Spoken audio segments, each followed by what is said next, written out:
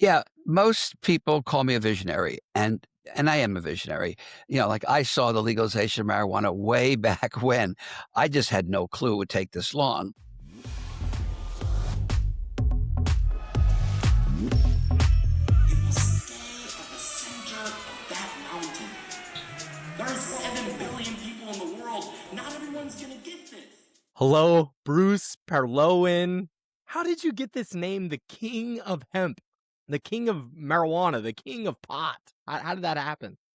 Well, in the 70s and 80s, I was the largest marijuana smuggler in West Coast history.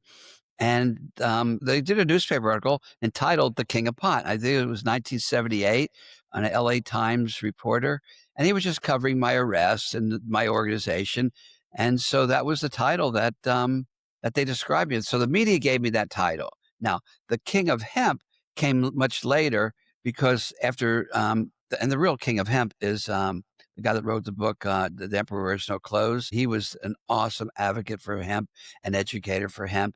And then I had a public company called Hemp Inc. And for a decade, we pretty much dominated the hemp industry. That company came and went after 10 years. And there was nobody to pick up the mantle of the king of hemp. So temporarily, I was the king of hemp because I did have the largest hemp manufacturing facility in the Western Hemisphere for a while.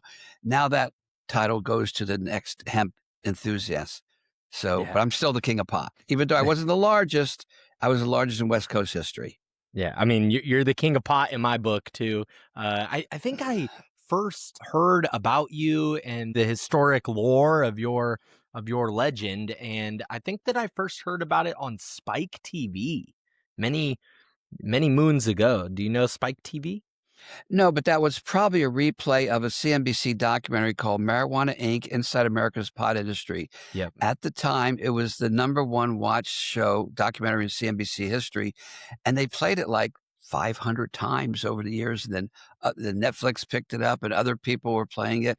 It was just I was a 15-minute segment of that documentary, and that sort of got me really well known in the industry. They covered my smuggling operation in that documentary. Yeah, and just like an incredible story. So I've been watching some of those early episodes of this new podcast, this podcast that you have going on, and I loved the first episode was speaking about the advanced security systems was fascinating to me because you had like future technology in the 80s protecting your land. I thought that was incredible. Yeah, most people call me a visionary, and I am a visionary. Like I saw the legalization of marijuana way back when. I just had no clue it would take this long. On that CNBC documentary, I say a sentence. I go, I wanted to bring in as much marijuana as I possibly could. And I never told why. It was Trish Reagan, the interviewer, never asked me why, because I knew in 2 years it was going to be legal. So I Mhm. wanted to get as much revenue as I could before there. And also, I believe that marijuana raised your consciousness. I still believe that today. Yeah. So the security was way, way ahead of its time.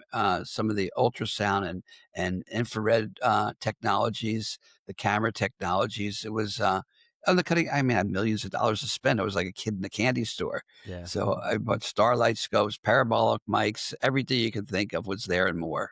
Yeah, it was incredible to hear about all the all the innovations in the 80s to have as security. Are you more of a joint smoker or edibles or blunts or what's your partake? Okay, don't tell anybody, but the king of pot doesn't smoke pot. It's very embarrassing. Okay. Now, I'm in Tennessee right now, so I don't smoke. It's so funny.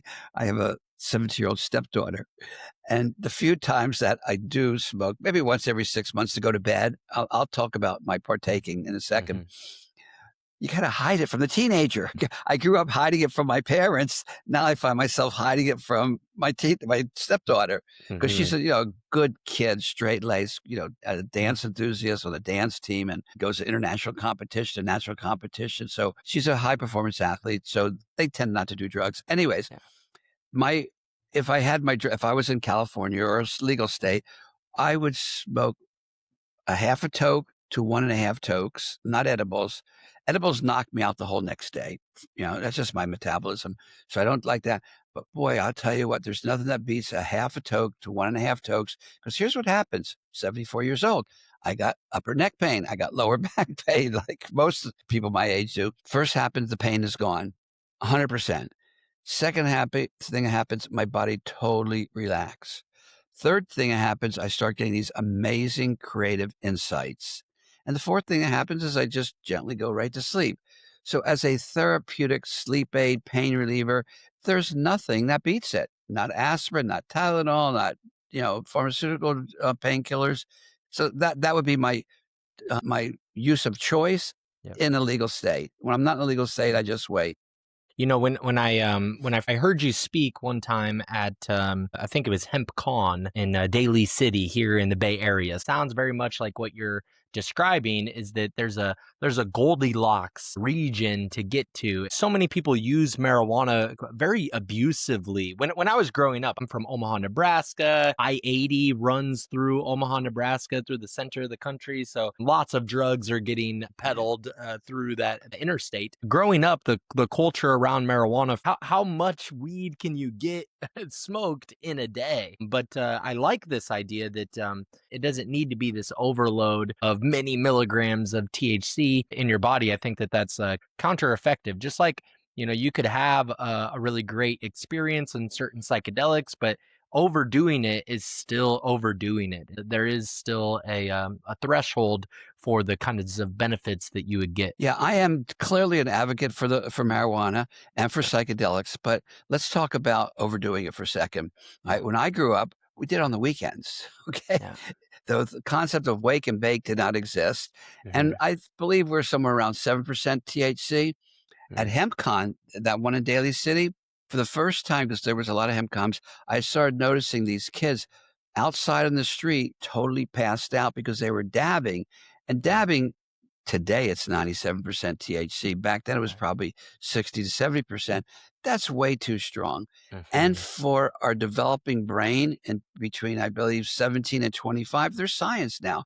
And Yeah. not that baloney, reefer madness crap, that was just there to scare us. They told Right. us if we took LSD that we'd have deformed babies. So we said, great, we'll all live in the same neighborhood. So the baby with 3 arms won't know that he's living next door to a weirdo with 3 heads. So we'd all live together. But that we knew that was a lie. However, the science says developing brains between 17 and 25 don't go into, the wake and bake is a new concept. And getting, like you said, getting as much into your system was not something I grew up with, nor is it something I condone. However, I absolutely condone medical marijuana use for everything from seizures to sleep to pain to, just relaxing, you know? Absolutely. I think that the early, like major use early on in like maybe my generation's lives has had a negative impact on attention span. Now, does that mean that marijuana is bad? Not necessarily, but it needs to be used in a very conscious way. Just like you said, it's an opportunity to raise the frequency. We just need to be mindful, like, where am I in my life? I recently had an episode with James Fadiman, who published a book on microdosing. And he tells a story about somebody that was wanting to microdose, emailed him, reached out to him. And they were in between houses, so they had just got kicked out of a house, and they were trying to find a place. And they were asking about microdosing, and the suggestion, the advice that he gave them was that maybe this is not the right time to be using. Maybe this isn't the right time. Maybe it's on the weekends. Maybe it's occasionally. I had a long period of time. I was in and out of jail. I was having all kinds of problems with marijuana, and I would not advise that at all. Now, maybe I will occasionally use marijuana, but not so often. I don't really drink alcohol too often, things like this. So it's a lot more even keeled. I do find a lot more benefit and consciousness in my life by using substances in that manner. Yeah, that's good because as we get older, you don't want to be as wild as you were when you were younger. At the same time, you do want to take advantage of the therapeutic effects of medical marijuana. We didn't know about medical marijuana, but here's an interesting thing I like to tell people: Woodstock, you had 500,000 kids, 400,000, a lot of people in the rain. You all saw the pictures in the movie with everybody's real close to each other in the mud, in the wet, in the rain. Do you know that we're in the middle of a pandemic then? Do you know something like 14 million people died? I don't know if it was bird flu or this flu, but it was a flu. Not one person got sick. or died at Woodstock from that pandemic. People can Google and look it up, exactly what it was. It was not a mild, easy pandemic because they were all smoking pot, and Mm-hmm. it built your immune system or whatever it did. It was extremely healthy and no one got sick. Yeah, that's interesting. So, how did you end up beginning in this smuggling operation? How did that story, how did that lore start for you? Well, I covered it really well. I'll cover it again now in episode, what we call episode 0 on the podcast, Becoming the King of Pot. Because you Mm. just don't magically one day, I'm the king of pot. No, you become the king of pot. Right. I started off selling joints and nickel bags and ounces, more to get pot for ourselves to smoke, not to make money. All right. So let's say we would buy a pound and we break the pound up into ounces. And if you if you bought an ounce, you got a free rolling paper, right? We were entrepreneurs. If you bought a nickel or a dime, you got a free saying, make love, not war. You know, the sayings of the '60s. And we sold it all, and we'd end up with, like, if we got a $5 and you put them in matchboxes, that was a nickel bag. If you got a 1 ounce, you get 5 nickel bags. You'd sell 4 for $20, and you get one for yourself and your friends to smoke. So it was a way of making pot to smoke for ourselves. So that was the beginning. And Yeah. then from there, I guess the big break came when a friend of mine, then I quit selling, after high school, because I got into yoga and meditation and spiritual stuff. And I had a spiritual underground newspaper and selling Shackley organic products and growing organic foods in my backyard. So it was the whole spiritual lifestyle, which was, you don't do any drugs. So Hmm. a guy came by and dropped off 50 pounds. Now I have a new baby, a new wife. I'm struggling. I'm trying to go to junior college. I couldn't afford it. I had to keep going back, to drop out because I just couldn't afford to not work.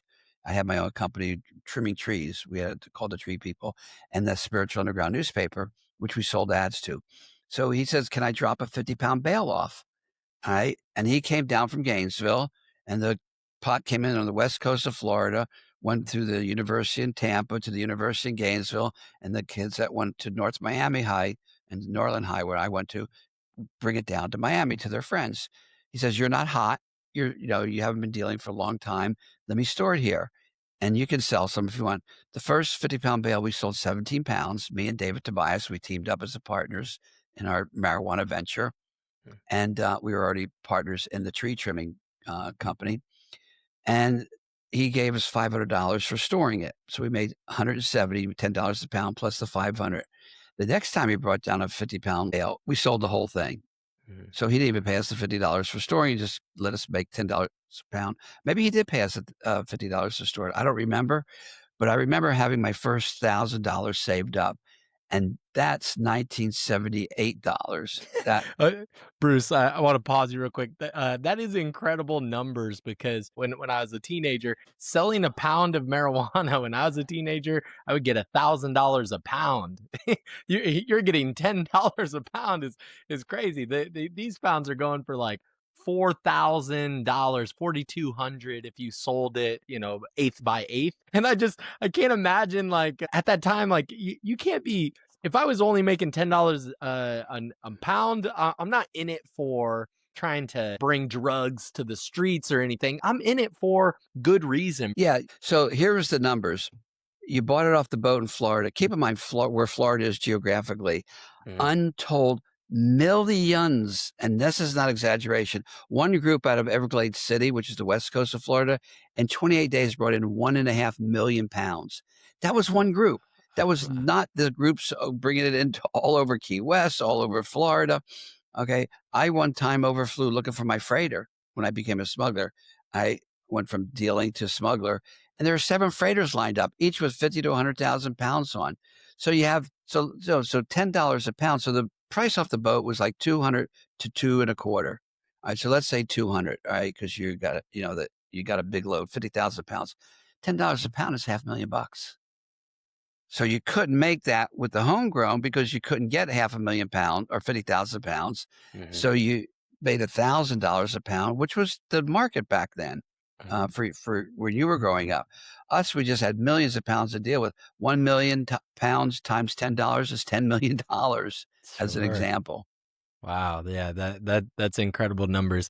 I like that you said that you took a break. You weren't smoking weed at a time that you were getting into meditation and yoga. What invited that lifestyle into your life at the time? Well, it wasn't invited. When I was 7 years old, as a child, I got a book and it said meditation on it. So I said, "Dad, what does me I couldn't even say it. Tation. So I sounded it out. He goes, "Oh, well, you sit like," I don't know what my dad was doing with a meditation book, but he says, "You sit like this." And he put me in the full lotus, and he said, and you think of pretty thoughts. So I would sit in the full lotus and I would think of flowers, fields of flowers. That was my meditation at 7 years old. That's And we would awesome. joke around. He would pick me up and walk me around in the full lotus. To this day, age 74, I can sit in the full lotus because I sat that way my whole life. Wow. And so I was into that and, and always just pondering that kind of life, meditation, and was just a natural part of my studies. Introduced you to that through a book that he had called Meditation.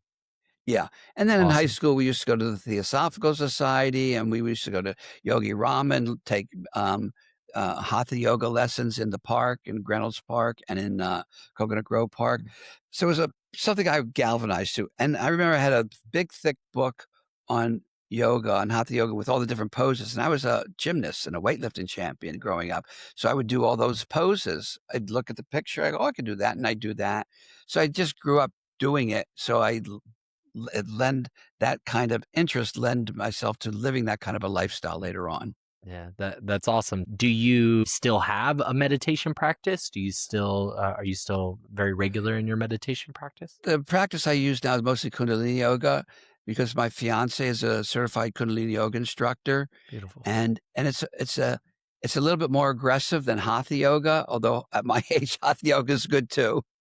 All right, because it's slower, Yeah. and so it's a lot of breath work and a lot of different poses, and they call them kriyas. They're a Yeah. series of yoga positions and breathing exercises. Yeah, awesome. And growing up, you were an athlete. You were a gymnast. Yeah, I was a hybrid because right when I was growing up in high school, you had the greasers, you had the surfers because we're near the ocean, you had the nerds, you had the hippies, and you had the jocks. So the hippies were a new development. And I was a sort of not really a jock, but I was an athlete. I was the captain of the gymnastics team in 11th and 12th grade, which is hard to be that in 11th grade. Um, and I was an undefeated weightlifting champion for 4 years in high school and took third at Teenage Nationals and when I was 18. So they were always announcing Bruce Perlowin took third and first in tri-state, took third in the nation, took first in the state camp and broke 4 state records. And I had long hair. They didn't know what to do with me. I'm wearing a scarf around my knee because I'm protesting the war. They figured maybe I smoked pot, but they were right. And I was this weird hybrid where they didn't know what to do. I dropped a joint in homeroom one time, and they couldn't quite prove it was me, but that was a big thing. We Hmm. dropped a joint. When they came around and showed us drugs, the policemen come. This is hash. This is pot. This is heroin. One of our friends stole the hash from the display, and we smoked it around the back of the gym. So we were radical, not the radical left, the violent radical blowing things up, but we were radical and we were protesting, everything. We were protesting the clothing. Girls couldn't wear dresses so high and guys couldn't wear jeans. And that was ridiculous. And at the same time, I was a star athlete. Yeah, that's awesome to get all that background from you. So in the smuggling days, like what is the biggest haul that you were bringing in at a single time? What does that look like? It's always coming from Florida. I understand that you had some docking in San Francisco in the Richmond area. Is that right? Yeah. Okay. The biggest load we did in Florida was 50,000 pound load that was offloaded from a freighter onto Cat Island in the Bahamas. From there, we brought it in on boats, several boats. All right. So that was the biggest load there. And I really perfected the science of smuggling. And I didn't like the violence because I was a Hmm. hippie, nonviolent hippie. And the cocaine cowboys came into town. Yeah. I didn't want anything to do with guns. I didn't want anything to do with cocaine. I didn't want anything to do with, just violence. And, and then there was a warrant for my arrest at the same time for a Jamaican load that I did with the notorious Smith brothers. They called them that because they looked like the beards, like the Smith brothers cough drops. I left for California, and in California, I just knocked it out of the park. We perfected. We didn't need to do offload a freighter. The boats were big enough to go all the way down to Costa Rica, get staged, refueled, reprovisioned, dip down to Colombia, and come all the way back up to Colombia. Pioneered a new smuggling route. We didn't even know that Colombia had a west coast of Florida. My friends thought I was crazy. What do you mean you're going to pioneer a new smuggling route from the west coast of Colombia to the west coast of the United States? You can't do that. There is no west coast. I go, yeah, look, see the map? And it's real easy to point with your finger. Here's the west coast of Colombia and draw a line to San Francisco because that ends up where the least heat was. I did a research study. I hired a research firm called Information on Demand or Info on Demand. I said, look, I'm doing a movie on smuggling. Where did all the busts? I need to know where all the busts happened on the West Coast. Well, it was down by Mexico at the border and up in Oregon at that border, at the Canadian border. So I said, well, right here, San Francisco, there's no heat there. So that's where we did. It was an 8,000-mile trip. In 1980, I brought 5 loads underneath the Golden Gate Bridge. That was my biggest year. And it was just Wow. like a crack military operation, over and over and over again. Now, there's always things that go wrong. The boats are always running out of fuel. They break down. You got to pivot and tow them in one case, drop them alternators to charge up their batteries in another case. One boat sank, this once. One boat did get busted by the Coast Guard in Yeah. an unusual fluke, maneuver, because we tracked every single Coast Guard boat in the Pacific Basin of Mhm. 800,000 square miles. We had $1 million of sophisticated electronics in a motorhome on top of the hill on Skyline Boulevard, so you could have a direct line of sight to the bay and a direct line of sight out to the sea. So That's so incredible, like the athleticism, the intelligence that you had growing up, and you were fighting against the or you were protesting against the war, and then at the same time, all of this all of this operation is so militant. It's so like systematic and organized and operationalizing. The military could have used a person like you. Like you would have been fantastic in just any realm of endeavor. That's incredible. You had a research institution. You have you have so many working parts. How does one man work in all of those spaces? you have generals. I had what Hmm. I call them generals. So Yeah. you had Cecil and Paul Hill, that they would work the boats. All right. Then I had another group that laundered the money, another group that acquired the boat, another group that staged the boats, got the boats all ready electronically, another boat that did the offload, a group that did offloading, and they were really good. They could offload a boat in 57 minutes. No, 43 minutes. In 57 minutes, the boat was refueled. The 2 speedboats under the dock, which is the getaway, were gone. The 2 trucks loaded with marijuana were gone. Everything was gone in 57 minminutes. This is a Uh, NASCAR team. yeah, exactly like what you see when the NASCAR pulls in.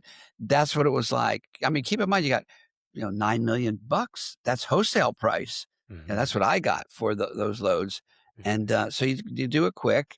I mean, we were at one time, unbeknownst to us, under complete and total in the later years, like I guess 81 or maybe 82, under complete FBI surveillance. We drove right by the surveillance van. Didn't even know it was too quick. You know, Hmm.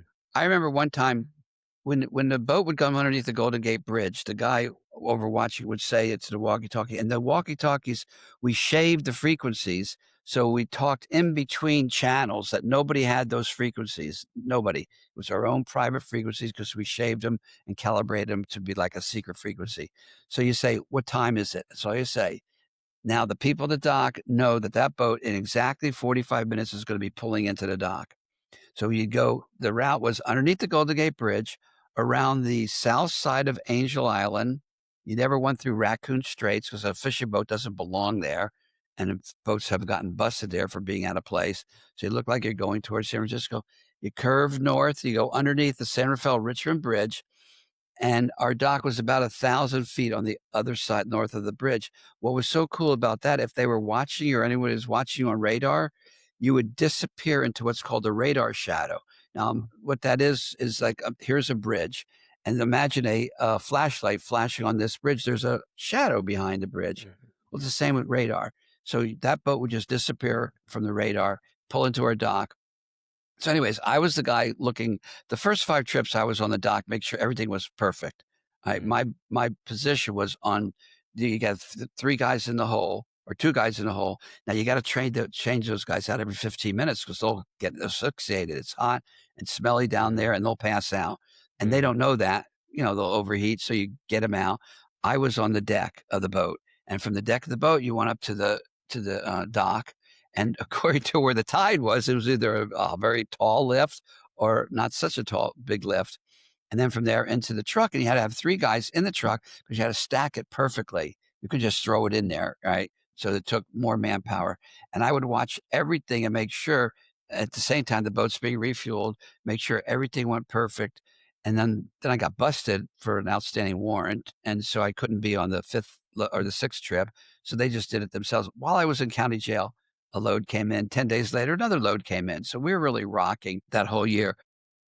Just Bruce, you're absolutely a revolutionary. It's clear, like, just how much good that you are, have always been, just brought into this earth, into this world, to do just great work in the world. Like, even though that for certain ears they could hear that in kind of the wrong way, but what I hear is that you are systemized and organized and doing this from your heart. There wasn't malice involved. You didn't want to be involved in guns. You didn't want to be involved in the violence of anything. You're just protesting the wrongs of the world. There's no reason that marijuana should be illegal, and there shouldn't be so much government wanting to come in and tax everything. Is incredible what they do to the marijuana industry in the state of California and other legal states. There's too much of that. It should just be another tomato in the grocery store, in my opinion. And people, people have home operations where they can make their salsas and things like that, and use it in that way. I think that it would be so much better for the economy and things like this. So, what are your thoughts right now? There have been talks. Very real talks, it seems, that they're going to be lowering the schedule of marijuana from maybe a Schedule 1 to now a Schedule 3 is what the talks are. Well, it's very interesting because there is a movie script written on my life. I don't know what it's going to call. The working title is Adventures of King of Pot. I just read the script for the first time. It's the 5th script that they did. George Gallo wrote the script. Okay. And he did Bad Boys 1, 2, and 3 and Wise Guys. And, he's a tier 1 Hollywood writer. So it was really well done. And it was unbelievable, the script. I believe that that movie is going to be the catalyst for worldwide legalization. Because here's what you got. I don't want to give away any of this stuff inside of it. You have, an FBI agent, a female FBI agent who's chasing me, smoking marijuana for Hmm. her headaches. Have you ever seen a movie with a FBI agent smoking marijuana? Yeah. I And at the very end, after she busts me and I go to jail and I get out of jail and we're doing anti-drug talks. So I did that with the FBI, the real FBI agent that arrested me because meth was the drug of choice when I got out of prison. There was no meth when I went into prison. When I came out 9 years later, everyone's doing this crazy drug called meth, and I didn't like it. It was really bad, as we all know. No one's going Yeah. to give any redeeming features of methamphetamines. Right. I and so I did anti-drug talks. We do that in the movie, and at the end, we share a joint together, and he blows smoke into the camera, and it says, "Marijuana has been legalized in 24 states." Now, the movie will be out in a year, so it may be more. Yeah. This is happening. All the things about marijuana, and it's a clean-cut story. It's a good guy. It's a good FBI agent that smokes pot. Everyone's heroes in the movie. There's no a little bit of violence, but I was nonviolent. We dropped a grenade out of a helicopter one time because the mafia was holding our guy. They used to do that. They kidnap one of your guys and give us $500,000. You got too much money, you smugglers, and we'll let Wow. him go. Oh, you really? You see that helicopter flying above your head? Yeah. It's about to drop a grenade into your pool. You can't do that. Oh my God, we're in a rich neighborhood. All the neighbors will be freaked out. Oh, really? You have 3 seconds to let that guy out the front door. Uh, So we could be wild and nuts, and but not violent. We weren't shoot 'em up. Another thing about operating from the heart, I actually do a thing I call quantum economics, and that's operate. It's just a name, a marketing name. It's a thing. It's an economic model where every transaction helps the entire group of people and a lot of different business. We don't do that Absolutely. yet here in the old economic paradigm, but new economic paradigm, you are operating from the heart, not from control, power, and greed, which is the lower chakras. The heart is the next evolution of mankind operating from. When I had Hemp Inc., I was the largest shareholder. I gave a ton of my own personal stock away to nonprofits, like way more than I probably should have, but I believe what they're doing. Patch Adams, the real Patch Adams, building a free hospital in West Virginia. I'm his largest donor. Keepers of the Wild, building a wildlife sanctuary in Arizona, their largest donor. One of the largest donors is Michael Beckwith from the Agape Spiritual Center in LA. Oh yeah, I know Michael Beckwith. Yeah, Michael and me are good friends. I'm not his largest like the other two, but one of his largest. It was over $1 million. Oh, that's amazing. Yeah, the Agape Spiritual Center is a great place. My first Mhm. language is American Sign Language. So my mother is deaf, my grandmother and grandfather are deaf. And I took my mom to Agape and they had an interpreter Yep. there. And, that is a spiritual organization. Ernest Holmes is kind of the originator of some of that thought. That is very aligned with the transpersonal psychology. So it's super cool. Yeah. No, I love Michael to death. I mean, he's an Absolutely. awesome, awesome human. Um, Chris Tinney, he's Spread Peace USA, feeds the homeless. Thousands, tens of thousands of homeless have been fed by him over the last decade or more. I'm Mm. his largest donor. The horse rescue place in Dolan Springs, Arizona. I mean, the list goes on and on and on and on. I can't remember all. Oh, Daniel Brinkley. 6,000 veterans died holding hands with one of his hospice leaders. I mean, what a phenomenal service that guy has done for our veterans. So I was his largest donor with Hemp Inc. I love that. So the quantum economics, like how is every transaction responding to the community? How is it having a positive impact, a rippling impact, furthering the ripple of positive impact on the community? That's a great concept. I teach right now in a Master's of Business Administration program, and we teach business through the lens of transpersonal psychology. So very much aligned with this idea that there's a holistic opportunity for every bit of action and systematic organization that you have in your business, in your organizations, the way that you are leading a team and these things. That's really incredible to have all of that connect. I have owned stock in Hemp Inc. before, and you were the CEO of Hemp Inc. The movie, when that comes out, is going to be amazing. I do agree with you. I do recognize just how powerful that is going to be in leading the world in the legalization of marijuana as a whole. But in 2018, the Farm Bill allowed for it changed the landscape of hemp.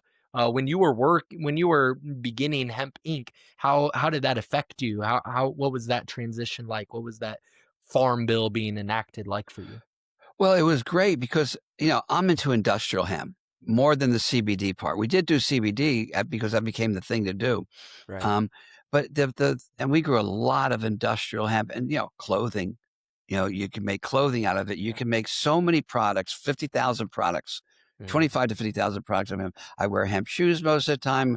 I have posters with hemp paper. We have hemp shampoo and I have hemp conditions, hemp lotions, just everything with hemp. And it's incredible. I have a hemp thing called Hemp Shield. It's a wood preservative and the hemp molecule is smaller than a normal molecule. So it penetrates the wood much deeper. So out in Arizona, where we use this hemp shield, you only have to use it, every 2 years instead of every year because Mm. the conditions out there are brutal with the sun. Unfortunately, for Hemp Inc., the trajectory of all the hemp companies. I mean, I started the first pot stock in history, Medical Right. Marijuana Inc., and I sold that to Michael Lamas, and I started Hemp Inc., and my partner started Marijuana Company of America because I wanted to go into industrial hemp, and he didn't. So, like all the hemp companies, the trajectory in 13, 14, 15, 16 was straight up. And the trajectory, including the billion-dollar companies out of Canada and everywhere else, the trajectory trended down over the next 10 years. So like everything else, it ran its course. Mm. Everybody went from industrial. Right when industrial was starting to take off, the CBD's craze came in. I just visited a guy in North Carolina who spent $2.2 million on a CBD extractor. He'd be lucky if he wanted to sell it, he could get 20,000 for it. Everyone bought extractors. So the market got saturated. Well, like marijuana. I know friends in Northern California in the Golden in the Emerald Triangle. That's this is 5 years ago. Even I don't know what it is today. But said Bruce, it costs us $3.50 a pound to grow it, and the market's $2.50 a pound. Your Mm, 4,000 pound weed is $2.50 a pound now. But the whole market went up, got saturated and trended down over 10 years. Now I'm into mushrooms, so that market will trend up forever. For a long time, healthy mushrooms, psychedelic mushrooms, industrial application mushrooms that'll eat plastic, mushrooms that'll eat DDT. Name it pollutant. There's a mushroom that'll eat it up right. and render it harmless, similar to hemp remediating the soil. Of the things that you've been telling me about the application of industrial mushrooms and making shirts out of it and things like that is amazing. When I reached out to you a couple of years ago, I wanted to have and I would still love to do this, have a publishing company that is printing books on hemp paper. It sounds like a great idea to me. As human society progressed historically over the years, there had been this agricultural revolution, and then we got into this industrial revolution because we were so excited about metals and about being able to bend steel and be able to do things like this. And so then we got excited and we got into the industrial revolution, and we kind of left the agricultural revolution behind. I think we skipped ahead and did not complete what everything that we were supposed to learn as a human collective. We didn't learn everything that we were supposed to learn in that agricultural revolution, which would be things like utilizing the many facets, the many applications of hemp, because it is so much more sustainable and effective and efficient than many of the materials that we're using on a day-to-day basis. But you had told me that to start a hemp manufacturing place would cost $30 million. So why does it cost so much to be able to process hemp? Okay, we bought in hemp Inc. What's called a Tamafa line. It's made in, I believe, Germany. Tamafa is the name of the company. This thing is 250 feet long. It's 30 feet tall, 22 feet tall to 30 feet tall. You have to have 60-foot silos attached to it. And it's 10,000 electrical connections, brand new, $10 million just for that. All right. Yeah. That just separates the fiber from the herd. All Mhm. right. And then you got to take the herd and grind it up into a product that Hemp Inc. was selling, which was oil spill cleanup called Spill Be Gone, and a drill wall, which is a natural additive for oil wells. Those are the two products. Never sold much of anything because all of a sudden CBD became the big hot thing. So before we could actually finish that infrastructure, you had to go and get an extractor, start making all the CBD, which we made an entire line of CBD products. I sold that to a guy named David Canby. So you have the Tamafa line, and David Canby may be the king of hemp at this point because I really admire what he's done. And I don't know for sure, but he spent somewhere around $30 million building what he's doing. So once you have this Tamafa line, the decorticator it's called, Mhm. now you have fiber. You got to take the fiber and you got to make yarn out of the fiber. Those big spools. All right. Mhm. I don't know what that costs, $5, $10 million, $2 million for a yarn manufacturer. Then you take the yarn and you go into a loom. This Mhm. is all, to making clothing, right? A loom's another 1 to $10 million, Yeah. and somewhere along the process, you dye the material because the loom makes materials. Okay, Mhm. and you dye it. Now you have fabric. Well, great. You have now you got to design clothes. So you have the hemp clothing designing.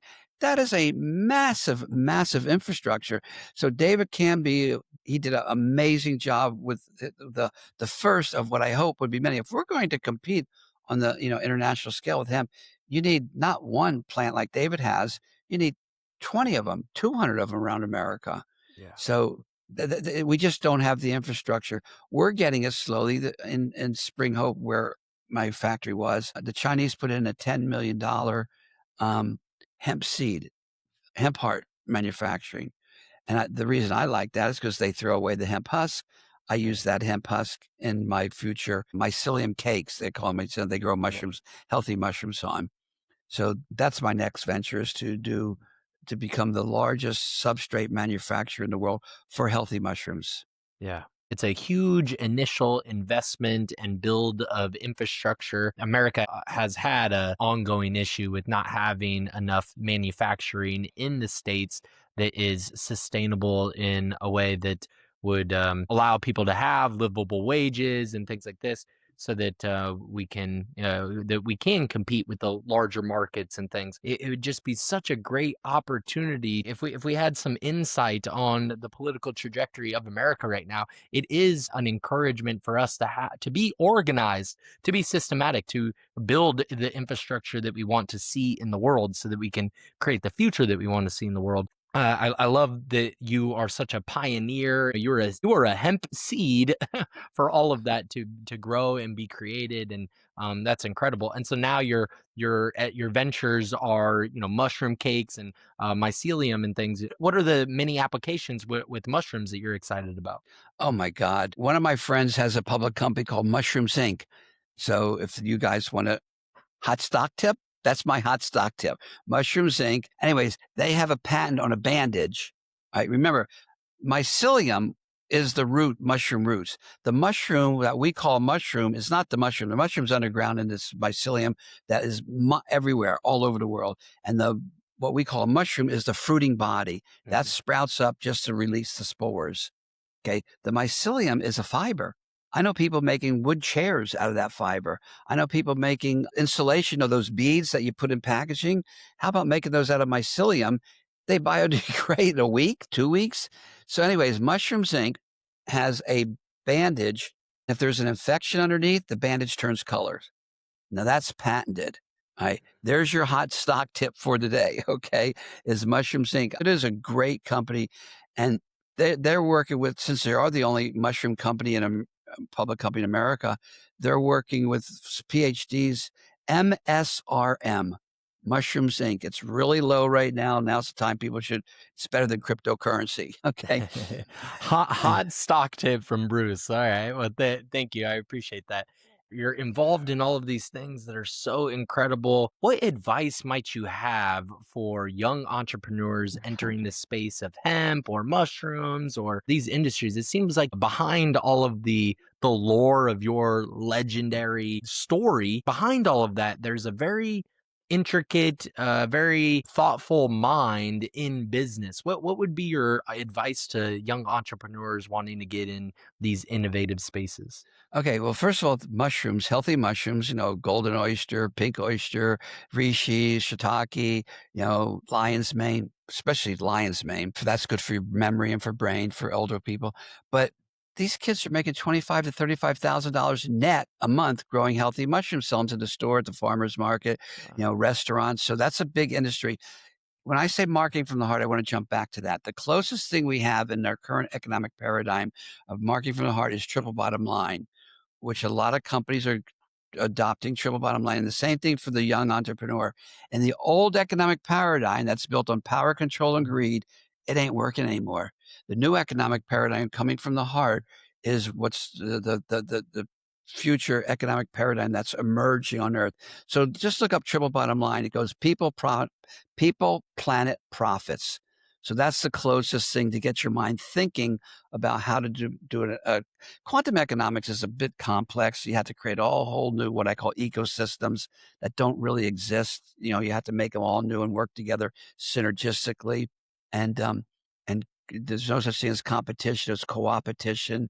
You know, Collaboration is the new currency. Working together.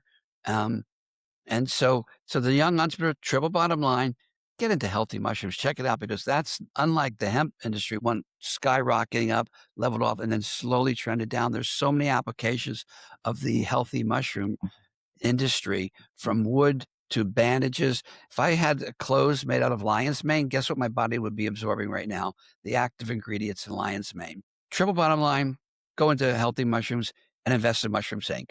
Yeah, I love all of the mushroom directed entrepreneurial advice. That's great. I hear what you're saying. Like just in the same frame of mind as the quantum economics that we were speaking about earlier. It's like there's collaborating with people, that is currency, and connecting with the communities, understanding that there is an influential degree of rippling impact that one can have in all of the decisions that are made in your businesses. I think that that's an important thing to think about and systemize and be very conscious, intentional about as you're moving forward in any of your entrepreneurial endeavors. Thank you for all of that advice. You have Becoming the King of Pot, the podcast, which is hilarious. Really loved it. Loved the early episodes that I've already watched. So make sure that the viewers of this go and check that out if you want to hear more details about Bruce's story. And The King of Pot, the movie, that'll be coming out soon. I saw a like sort of a maybe like a mock trailer for now, and it does seem like it'll be just an incredible movie. It sounds like the script is going to be awesome. I'm excited. I'm just like proud and happy to be friends with you now, Bruce, and I appreciate all of the conversation we've had. This is the most notorious, one of the most notorious smugglers in U.S. history for marijuana, the king of pot. Thank you, Bruce Perlowin. I appreciate it. Well, thank you for having me. It's been a lot of fun. Who is this man talking? I'm talking to you. You are the realest one you know.